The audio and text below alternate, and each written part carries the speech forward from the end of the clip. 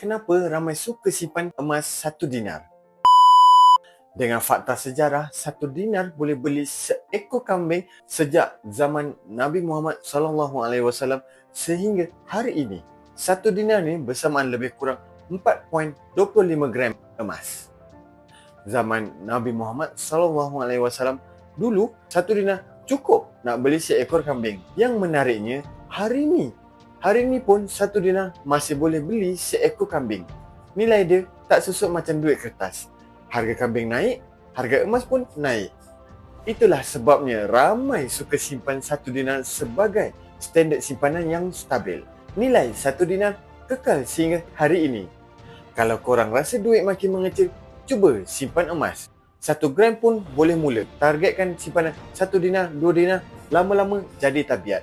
Nak tahu macam mana mula simpan 1 dinar? Boleh komen kat bawah. Itu saja perkongsian untuk hari ini. Jangan lupa like dan share kalau rasa video ini sangat bermanfaat. Jumpa lagi dalam sharing seterusnya. Ingat, simpan emas, lindung masa depan. Akhir sekali dari saya nak sampaikan 1 dinar simpanan zaman berzaman.